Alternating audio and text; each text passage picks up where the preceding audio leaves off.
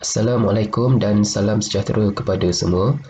Dalam video ini, kita nak belajar standard pembelajaran 1.4.5 iaitu penyaduran dan penulinan logam. Apakah itu penyaduran logam? Ia adalah suatu proses pengenapan. Pengenapan tu maksudnya proses menyaluti ataupun menyalut lapisan logam pada suatu bahan lain dengan menggunakan proses elektrolisis. Jadi penyaduran logam ni adalah salah satu daripada proses elektrolisis. Baik, apakah tujuan penyaduran logam? Antara tujuannya adalah yang pertama, untuk memberikan rupa yang lebih menarik kepada bahan tersebut. Yang kedua, untuk melindungi objek daripada kakisan. Kakisan tu maksudnya daripada berkarat. Itu adalah tujuan penyaduran logam. Apakah dia syarat elektrolisis penyaduran logam? Syarat yang pertama adalah objek yang hendak kita sadurkan itu mesti jadi katod, iaitu mesti disambungkan kepada terminal negatif bateri. Yang kedua, logam penyadur tulen yang digunakan mesti jadi anod, iaitu kita sambungkan kepada terminal positif bateri. Dan larutan elektrolit yang kita gunakan mesti mengandungi ion logam penyadur tersebut. Jadi ini adalah 3 syarat proses penyaduran logam. Kita lihat contoh penyaduran sudu besi dengan kuprum. Ini adalah gambar rajah bagi proses penyaduran sudu besi dengan logam kuprum, di mana seperti syarat yang kita pelajari tadi, sudu besi mesti kita sambungkan kepada terminal negatif bateri, iaitu sudu besi itu mesti jadi katod.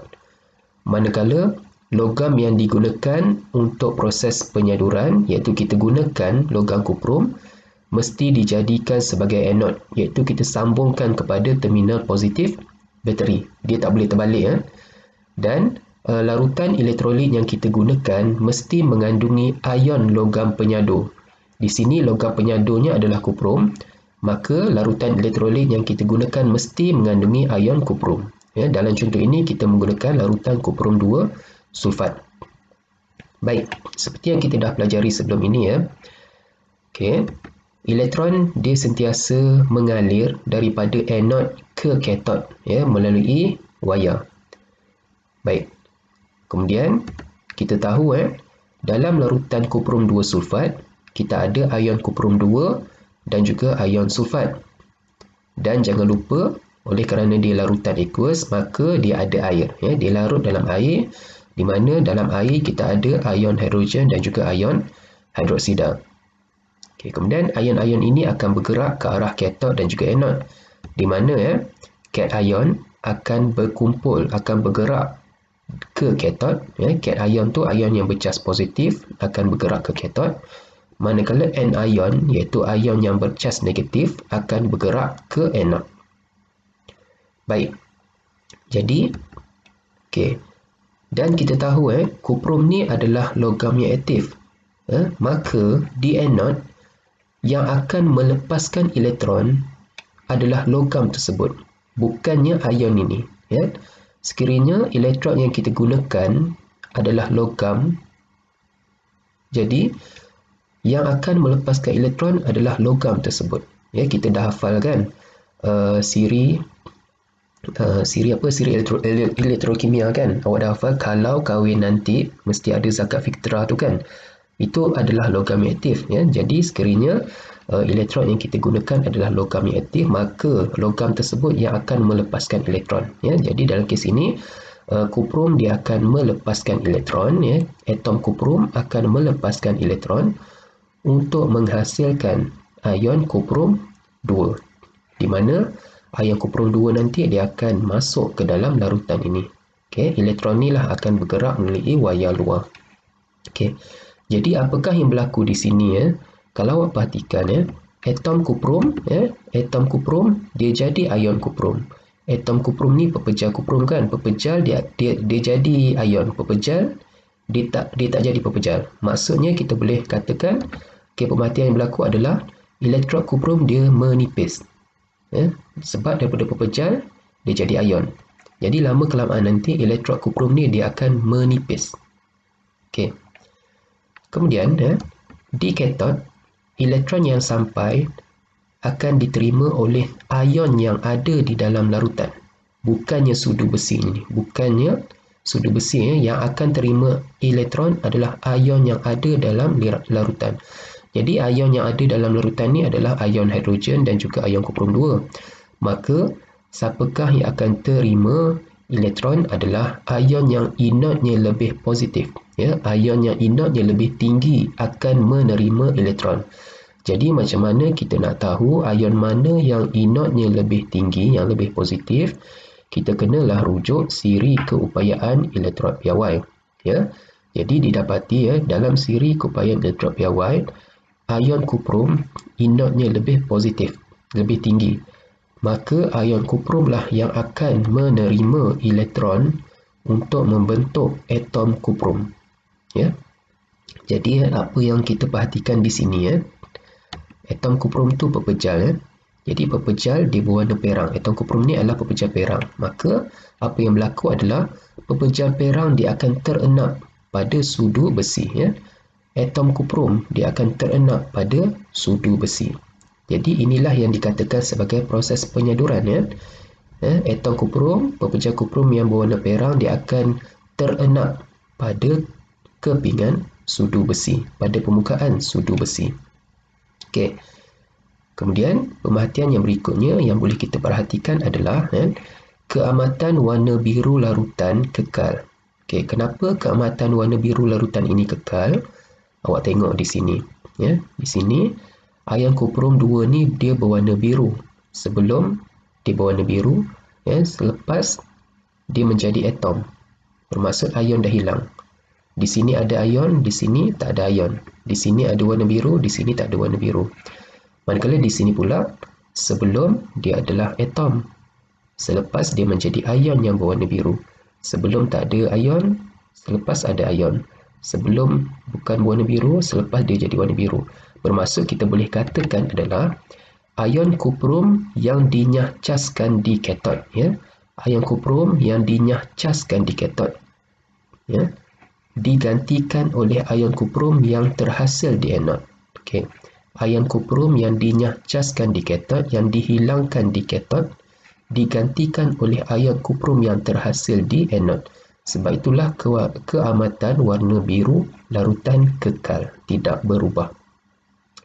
Okey, jadi inilah dia proses penyaduran. Jadi macam manakah kita nak pastikan proses penyaduran sudu besi ini dia berkualiti tinggi? Okey, antara kaedah yang boleh kita lakukan adalah yang pertama, sebelum eksperimen, sudu besi itu kita bersihkan dahulu. Okey, permukaan sudu besi itu kita bersihkan dengan sabun. Pastikan tiada kekotoran ataupun minyak pada permukaan sudu besi tersebut. Yang kedua, kepekatan ion logam yang digunakan mesti rendah. Bermaksud kepekatan larutan kuprum 2 sulfat yang kita gunakan mesti rendah. Okey. Yang ketiga, arus elektrik yang digunakan mesti rendah. Okay, biasanya dalam eksperimen, dalam amal kita akan gunakan kekuatan nilai arus elektrik yang bernilai 0.2 ampere. Jadi, kenapa kita nak gunakan arus elektrik yang rendah? Okay, supaya proses penyaduran ini berlaku secara perlahan-lahan. Okay, apabila proses penyaduran ini berlaku secara perlahan, bermaksud keseluruhan permukaan sudu besi ini akan diselaputi oleh kuprum. Jika kita lakukan dengan pantas, bermaksud jika kita menggunakan arus elektrik yang tinggi, maka proses penyaduran ini berlaku dengan cepat. Jadi, oleh kerana proses tersebut berlaku dengan cepat, tidak semua permukaan sudu besi ini akan diselaputi oleh kuprum, tidak akan disadurkan oleh kuprum. Jadi macam mana kita nak kawal arus? Kita menggunakan riostat. Fungsi riostat ini dia akan mengawal arus. Dan langkah keempat yang boleh kita gunakan untuk memastikan proses penyaduran sudu besi ini adalah berkualiti tinggi, semasa eksperimen, sebolehnya kita putarkan sudu besi ini. Kita putarkan sepanjang eksperimen, kita putarkan sudu besi supaya supaya keseluruhan sudu besi dapat disadurkan, dapat diselaputi dengan kuprum. Okey. Dan pastikan sudu besi itu tenggelam. Kalau kita nak sadurkan semua permukaan sudu besi, kita pastikan sudu besi tersebut tenggelam ke dalam larutan elektrolit ini. Okey, jadi saya harap awak faham bagaimanakah proses penyaduran sudu besi dengan menggunakan kepingan kuprum. Baik. Jadi ini adalah video yang saya jumpa dalam YouTube. Sumber ini adalah sumber dia. Video ini sangat bagus penerangan dia sangat jelas. Amal sains. So jom kita saksikan bagaimana nak membuat penyaduran logam. Ayo. Okey, ini adalah bahan-bahan bagaimana kita hendak menyadu sebatang sudu besi. So saya plan saya nak sadu sudu besi ni dengan kepingan copper ataupun dengan kepingan kuprum. Kita boleh sadu dengan pelbagai jenis logam yang kita nak lah. So saya nak sudu besi saya nampak macam warna emas.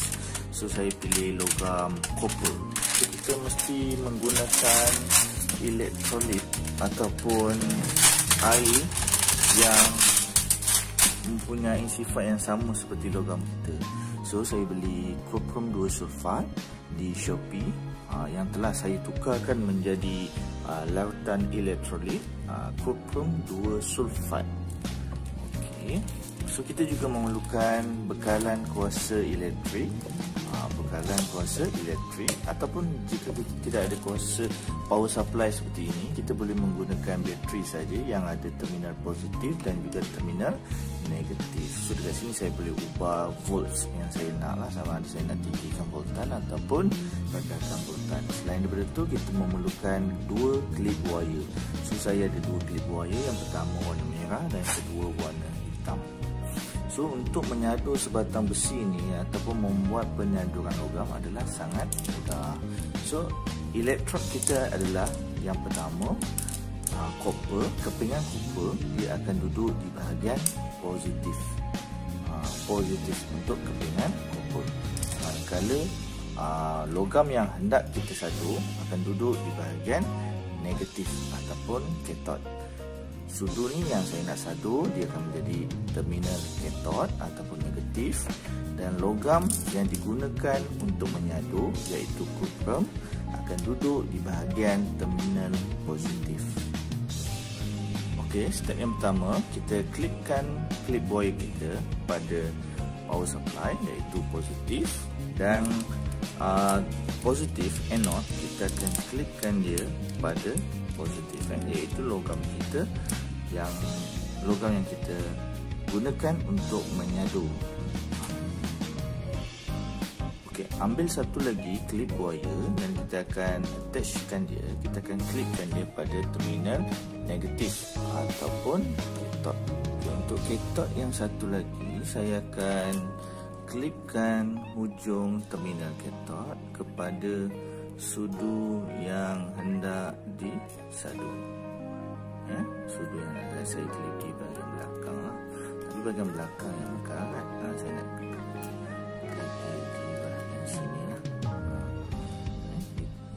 Okey, kemudian celupkan kedua-dua terminal anode dan cathode tu tadi, anode dan juga cathode, ke dalam elektrolit kuprum 2 sulfat kita tadi. Kuprum 2 sulfat kita tadi. So lepas tu kita boleh hidupkan lah switch kita. Saya akan hidupkan, iaitu pada 2 volt lah. So kita akan tengok lah apa yang akan berlaku sekejap sahaja lagi. Tingkatkan sedikit voltan dia. Saya saja je, kita kuatkan sikit. Kita bagi dia 6 volt lah.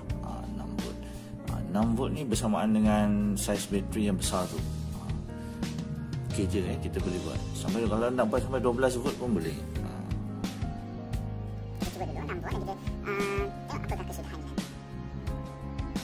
Okey, setelah beberapa minit, jom kita tengok. Kita tengok apa yang berlaku kepada sudu kita. So kita matikan dulu.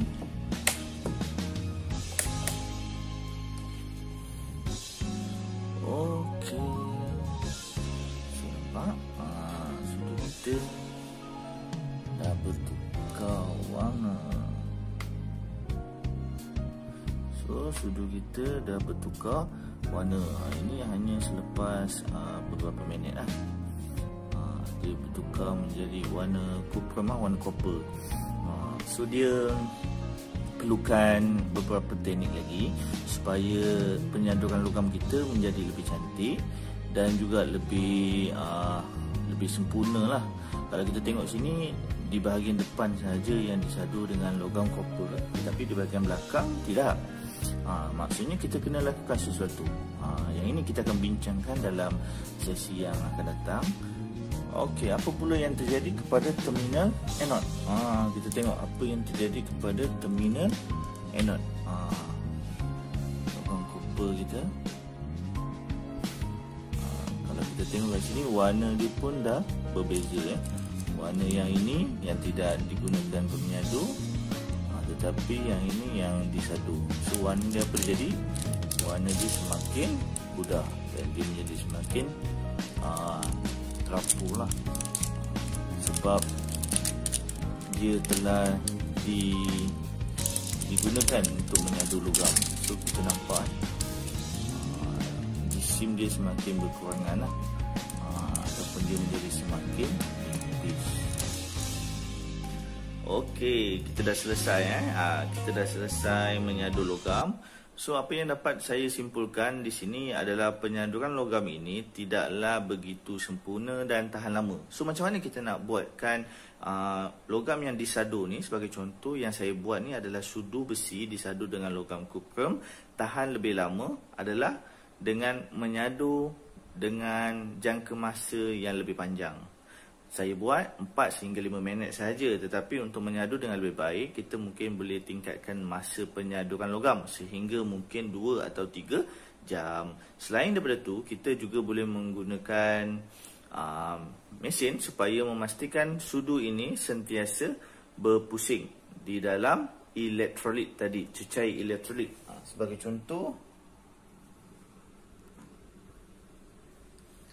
dia kena berpusing seperti ini, dia kena berpusing seperti ini. Dia kena pusing macam tu lah, supaya penyaduran logam dapat dilakukan dengan lebih sempurna terhadap semua bahagian sudu. So kalau kita buat celup macam ni sahaja, penyaduran logam tu tidak sempurna. Sebab di dalam soalan, sesetengah soalan dia akan tanya, jelaskan 2 kaedah yang boleh digunakan untuk memperbaiki. Awak boleh pilih 2 soalan, 2 kaedah yang terbaik. Pertama, pusingkan logam yang hendak disadu sepanjang proses, ataupun tingkatkan jumlah masa penyaduran logam kepada 2 sehingga 3 jam. Okey, yang ketiga adalah, awak nampak tak apa yang berlaku terhadap sudu besi ni? Di bahagian hujungnya sahaja yang disadu, tetapi batang dia tak ada. So apa yang awak perlu buat? Pastikan semua bahagian sudu ini masuk di dalam elektrolit. So kita ada elektrolit kita, iaitu cuprum 2 sulfat, tetapi gafu tu tak masuk semua, batang dia tak kena air. Macam mana nak meningkatkan kualiti penyaduran logam? Kena masukkan semua bahagian sudu. Semua bahagian sudu masuk dalam elektrolit, barulah penyaduran logam tu dianggap sempurna dan semua bahagian sudu, permukaan sudu telah pun disadu. Itulah 3 kaedah yang boleh digunakan untuk mempertingkatkan kualiti penyaduran logam. Ini semua bagi menjawab soalan-soalan KBSM tingkatan 4 Sains, dan seringkali dia boleh keluar di dalam soalan perpesaan SPM pada bahagian B.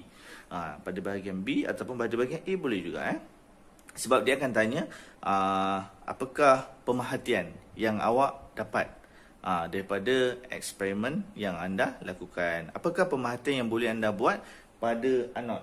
So anod tu adalah logam yang telah awak gunakan untuk menyadu. So apa yang dapat kita perhatikan, logamnya menjadi semakin nipis. Logamnya menjadi semakin nipis. Sebab apa dia menjadi semakin nipis? Sebab cuprum ini tadi telah pergi kepada sudu besi. Dan apa pula yang dapat awak perhatikan pada bahagian katod, iaitu sudu besi awak tadi. Sudu besi kita telah bertukar warna menjadi warna perang, dan warna dan koper telah terenap di bahagian sudu besi. Apa yang terjadi? Pemerhatian kita kepada anod. Ini anod kita, iaitu positif. Jisim berkurangan dan menjadi semakin nipis. Itulah yang sering kali ditanya, iaitu pemerhatian. Dan juga apakah kaedah yang boleh ditambah baik untuk menyadurkan logam dengan lebih sempurna. Jadi apakah yang akan berlaku jika anod dan kathod terbalik? Maksudnya tadi kita pelajari untuk melakukan proses penyaduran, sudu besi mesti jadi kathod, iaitu kita sambungkan ke terminal negatif bateri, manakala ke pinggan kuprum mesti jadi anod, iaitu kita sambungkan kepada terminal positif bateri. Apa akan jadi kalau kita terbalikkan bateri? Maksudnya sudu besi dia jadi anod, ke pinggan kuprum dia jadi kathod. Apa akan berlaku? Adakah proses penyaduran terjadi ataupun tidak? Baik, kita akan lihat Jadi seperti biasa, elektron dia akan bergerak daripada anod ke kathod melalui wayar luar. Okey. Di dalam larutan kuprum 2 sulfat, kita ada ion kuprum 2 dan juga ion sulfat serta air. Kita ada ion hidrogen dan juga ion hidroksida, di mana semua cation akan berkumpul di sekeliling kathod, manakala semua anion akan berkumpul di sekeliling anod. Jadi, sudu besi ni adalah ferrum, besi adalah ferrum. Jadi, di anod, oleh kerana ferrum ialah logam yang aktif, maka ferrum lah yang akan melepaskan elektron, bukannya ion ni. Ferrum tu adalah logam aktif, maka ferrum yang akan melepaskan elektron. Ferrum akan melepaskan elektron untuk menghasilkan ion ferrum 2. Jadi apa yang berlaku di sini adalah sudu besi melarut ataupun menipis. Kenapa? Sebab sudu besi itu adalah ferrum kan. Ini ferrum itu adalah atom pepejal. Selepas tindak balas dia menjadi ion. Bermaksud pepejal itu dah hilang. Jadi kita boleh katakan sudu besi melarut ataupun menipis. Okey. Kemudian di kathod pula, siapakah yang akan terima elektron adalah antara dua ion ni. Bukan atom kuprum yang akan terima elektron. Yang akan terima elektron adalah antara dua ion ni, di mana ion yang inodnya lebih positif akan terima elektron. Jadi kita tahu ion kuprum lah inodnya dia lebih tinggi, lebih positif, maka ion kuprum yang akan terima elektron untuk membentuk atom kuprum. Jadi apakah yang berlaku di sini? Pepejal perang, atom kuprum tu dia adalah pepejal yang berwarna perang, dia akan terenap pada kepinggan kuprum. Bermaksud pepejal perang, atom kuprum tu akan terenap pada kepinggan kuprum, bermaksud kepinggan kuprum ni dia akan menjadi semakin tebal. Dengan kata lain, kuprum yang akan tersadu di sini, kuprum yang akan tersadu, yang akan menyeliputi kepinggan kuprum ini, bukannya sudu besi. Jadi proses penyaduran sudu besi dengan kuprum tidak berlaku. Sebabnya sudu besi dia akan melarut ataupun menipis. Kuprum yang akan tersadu pada kathod, yang akan tersadu pada kepingan kuprum. Itulah kesan yang berlaku kalau kita terbalikkan anod dan juga kathod. Jadi hati-hati. Baik. Jadi sekarang saya nak awak cuba buat penyaduran kunci besi dengan logam argentum. Saya nak awak buat dalam buku latihan. Okey. Baik, kemudian sila buat latihan di dalam buku kerja muka surat 50 dan 51 atas. Okey, jadi saya harap awak faham proses penyaduran. Sekian saja video saya. Terima kasih.